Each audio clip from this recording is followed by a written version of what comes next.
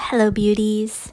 So, this is part 3 of Say the Weird Thing, the workshop for stepping into your public voice. I'm so happy that you did part 1 and part 2, and let's get into it. So, part 3 is called It's Not About You, But It Is, But It Isn't. And this is where we talk about bringing in our ancestors and descendants to the process.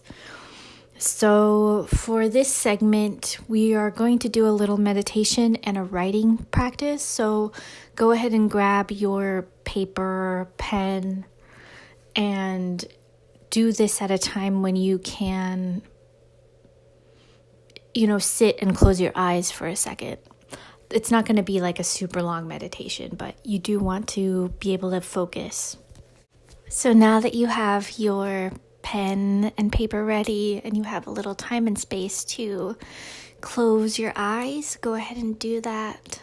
Take a deep, full breath and just let yourself wiggle till you find a position that's like 5% more comfortable than you started out with.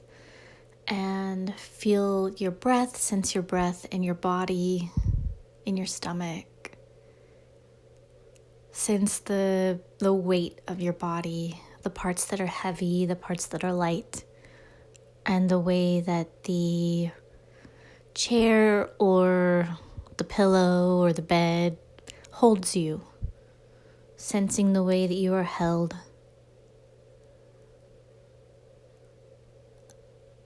And just taking a moment to acknowledge that you are the center of your own universe.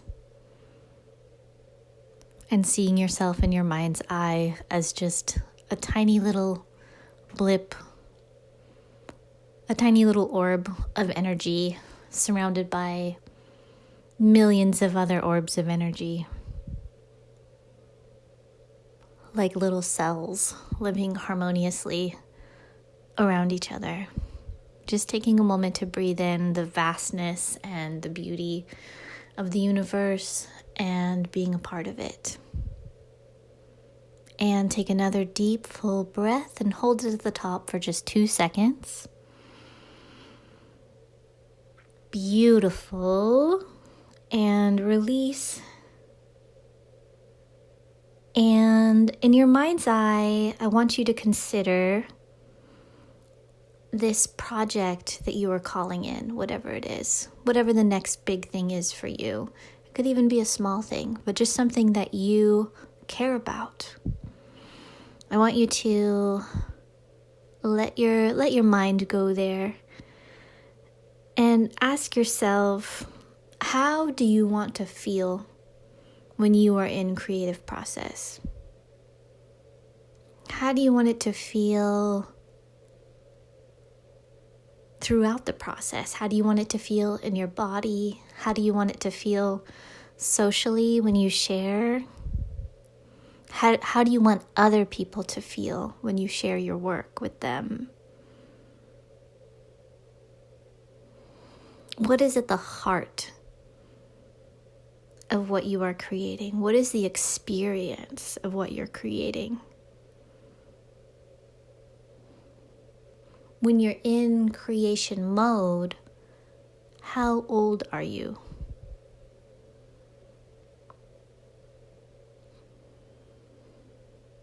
Now I want you to imagine a work session 3 months from now into the future.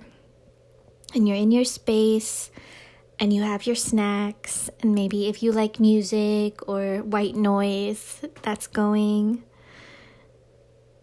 And you're just in a timeless flow state. You're in the zone. Your soul is speaking directly to the soul of your reader or your audience. You are easeful and just totally immersed in your own inner world. Now take a deep breath and let's zoom out a little bit And in your mind's eye, I want you to see those who came before you in this work. Those whose work you are building off of. The lineage that you are a part of.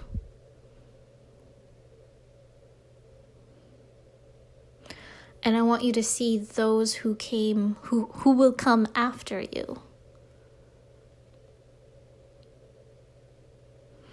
And imagine them involved deeply in their craft, just like you are in this imaginary moment. Notice who they are. Notice what they're doing. Notice what you have in common with them. And notice your differences. Both are very important and are going to shape you greatly.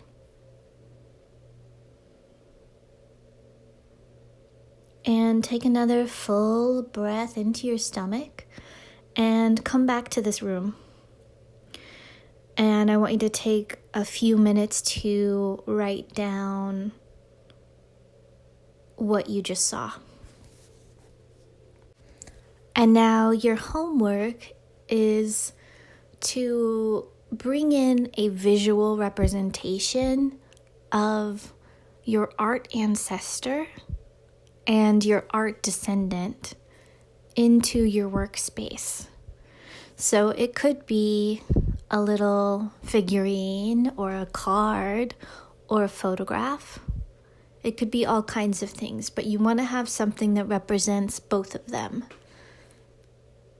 Your art ancestors who you are building off of, their lineage, and your art descendants who you are paving the way for.